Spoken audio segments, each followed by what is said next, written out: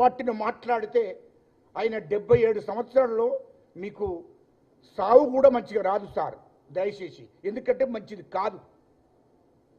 Congress party నీకు అన్నం పెట్టింది. ఒక్కసారి అన్నం తింటే మర్చిపోకూడదు. ఒక్కసారి అన్నం తింటే మర్చిపోకూడదు. నేను ఆ మాటలు నీతో మాట్లాడు, ఎందుకంటే నువ్వు పెద్ద మనిషివి. 42 ఏళ్లలో 14 సార్లు నీకు అవకాశాలు ఇచ్చాది. 11 సార్లు ఎమ్మెల్యేగా, 3 సార్లు ఎంపీగా. ఇది వాస్తవం కాదా? జగిత్యాల్లో ఇంకెవరన్నా ఎదిగిండ్రా? అది ఒక్కటి మీరు చెప్పండి. పోనీ మీరు ఎవరి కోసమన్నా త్యాగం చేసిండ్రా? 14 సార్లు అవకాశం కల్పిస్తే 6 సార్లు గెలిచావు. ఇది వాస్తవమే కదా? మంత్రి 2 సార్లు మంత్రి చేశావు. ఇది కాంగ్రెస్ పార్టీ చేసిందే కదా? నిన్ను 6 సార్లు ఎమ్మెల్యే చేసింది కాంగ్రెస్ పార్టీ చేసిందే కదా? 2 సార్లు మంత్రి చేసింది కాంగ్రెస్ పార్టీ చేసిందే కదా? నీకు ఎమ్మెల్సీ చేసింది కాంగ్రెస్ పార్టీ చేసింది కదా నిన్ను. మన 42 ఏళ్లలో ఎప్పుడు నువ్వు అట్టిగా ఉండవు అంటున్నా.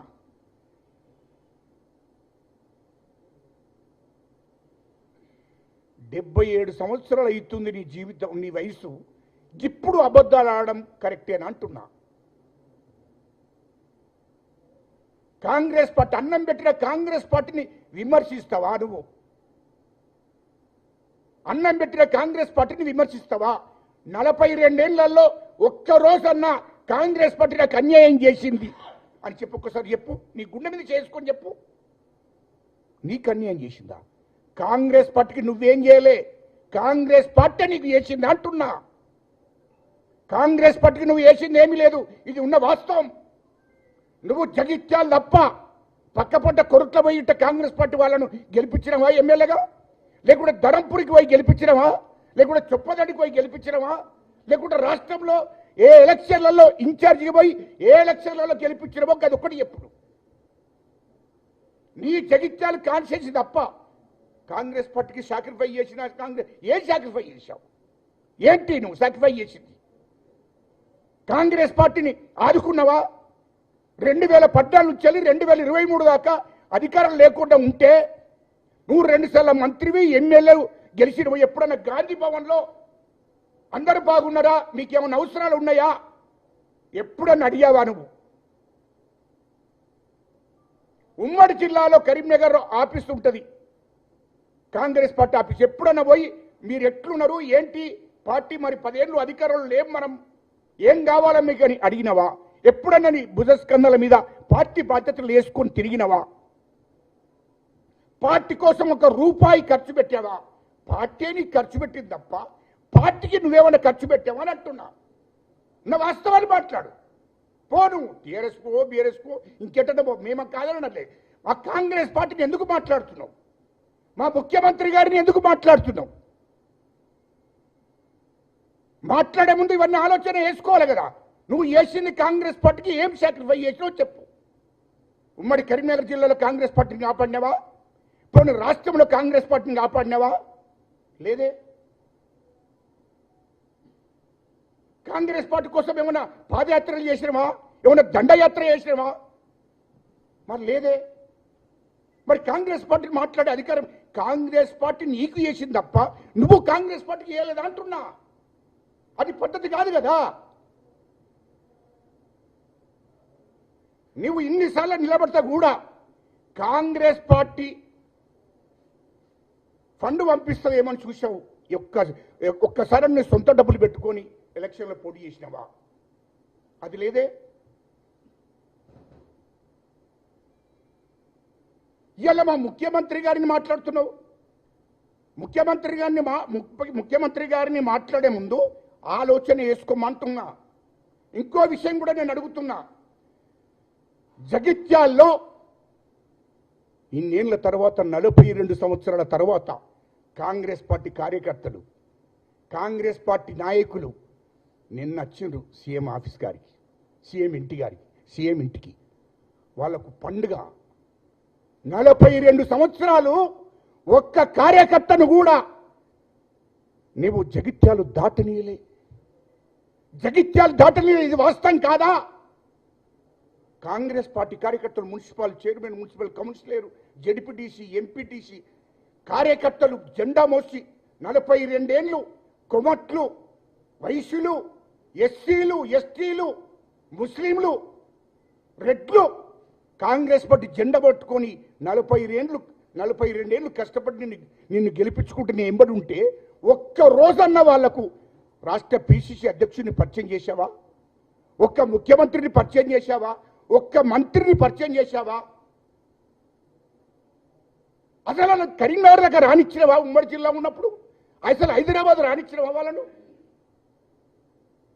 గడిలో వండబెట్టి కొట్టినట్టు వాళ్ళ పరిస్థితి. ఎన్నడన్నా అంత కుట్ర, అంత విషం కార్యకర్తల మీద విషం కక్కినవే. అది ఓని ఇంకోటి అడుగుతున్నా, జీవన్ రెడ్డి గారు ముక్కుసూటిగా చెప్పండి, ఎప్పుడన్నా కాంగ్రెస్ పార్టీ కార్యకర్తలు ఉన్నారు కదా, రాష్ట్ర పిసిసిలో ఎవరికైనా పోస్ట్ ఇప్పించినవా? నువ్వైతే ఎమ్మెల్యేవేనో మంత్రివేనో. ఉమ్మడి జిల్లా కరీంనగర్లో ఉన్నప్పుడు ఎప్పుడన్నా పోస్ట్ ఇప్పించినవా? లేదే. పోనీ ఎవరినన్నా నీవు చివరికి వస్తే జగిత్యాల అవకాశం వస్తే మున్సిపల్ చైర్మన్గా నీ తమ్ముడు చేసినవు తప్ప ఒక బీసీని చేసినవా? పోనీ ఇంకో రెడ్డిని చేసినవా? ఇంకో ఎస్సీని చేసినవా? చేయలేదే. నువ్వు 2 సార్లు మంత్రిగా ఉన్నావు, రాష్ట్ర మంత్రిగా. ఎప్పుడన్నా నామినేటెడ్ పోస్టులు 40 ఏళ్ళ నుంచి కష్టపడ్డ కార్యకర్తలకు ఎప్పుడన్నా జగిత్యాల నుంచి ఏమన్నా డైరెక్టర్ని కానీ చైర్మన్ కానీ ఎప్పుడన్నా అవకాశం కల్పించినవా? కార్యకర్తలకే చేయలేదే. ఎవరైనా జడిపి చైర్మన్గా గెలిపించినవా? చేయలేదే. మరి అసలు కార్యకర్తలకు విలువ లేకుండా నీ ఇంటి చుట్టూ దింపుకున్నావు తప్ప జగిత్యాల కాన్స్టిట్యూషన్ ఉన్నటువంటి కార్యకర్తలు, ఆ జిల్లాలో ఉన్నటువంటి కార్యకర్తలకు ఎప్పుడన్నా నువ్వు అవకాశాలు కల్పించినవా? వాళ్ళ కోసం నువ్వు ఏం త్యాగం చేసినావో చెప్పు. లేదే. మరి కాంగ్రెస్ పార్టీ నువ్వు మాట్లాడే హక్కు నీకు ఎక్కడిది? నిజమైన కార్యకర్తల కోసం నువ్వు ఏం పని చేసినావు? చేయలేదే. పోనీ నువ్వు ఎంపీగా పోటీ చేసినావు కదా, ఎమ్మెల్యేగా ఇంకో రెడ్డికో ఇంకో బీసీకో అవకాశం కల్పిస్తారని ఎందుకు కల్పించలేదు? జగిత్యాల్లో కల్పించలేదే. నువ్వు ఎమ్మెల్సీగా ఉన్నావు, నాకు ఎమ్మెల్సీ ఉన్నది కదా, 2023లో ఎలక్షన్లు వచ్చినాయి, ఎందుకు నాకు ఎమ్మెల్సీగా ఉన్నా కదా అని ఒక బీసీకి అవకాశం కల్పించినవా? పోనీ ఆటోమేటిక్గా ఇంకో రెడ్డికి అన్న అవకాశం కల్పించినవా? అక్కడ ఒక వైశ్యుడికి అవకాశం కల్పించినవా? లేదే. ఎమ్మెల్సీ ఉండం కూడా మళ్ళీ ఎమ్మెల్యేగా పోటీ చేసినావు. ఇంకెవరినన్నా నువ్వు తయారు చేసినవా? చేయలేదే. ఎంపీ నీకే కావాలి, ఎమ్మెల్యే నీకే కావాలి, ఎమ్మెల్సీ నీకే కావాలి. ఇప్పటి వరకు ఆల్టర్నేట్గా అక్కడ జగిత్యాల్లో ఒక్క నాయకుడిని కూడా ఎదగనీయలేదు, ఒక్క కార్యకర్తను కూడా ఎదగనీయలేదు. అది నీ చరిత్ర. చరిత్ర అంటున్నావు. ఏం చరిత్రనే అనేది?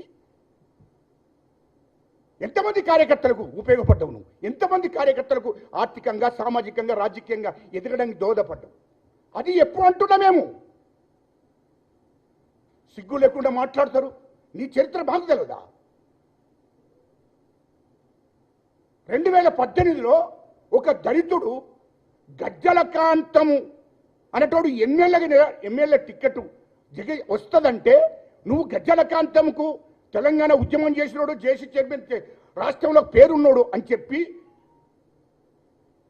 ఇతడు ఎట్టి పరిస్థితుల్లో టికెట్ వద్దు, ఒకవేళ టికెట్ ఇస్తే నేను రాజీనామా చేస్తాను, నేను పోటీ అయ్యేదని చెప్పినటువంటి ఒక నీచమైనటువంటి విషపురుగు నువ్వు చెప్తున్నావా?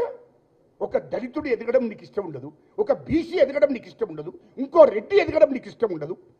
నువ్వు ఏం రాజకీయ నాయకుడు అయ్యా? నీ మొత్తం నీ కడుపులంతా విషమే కదా అవయ్యా బాబు.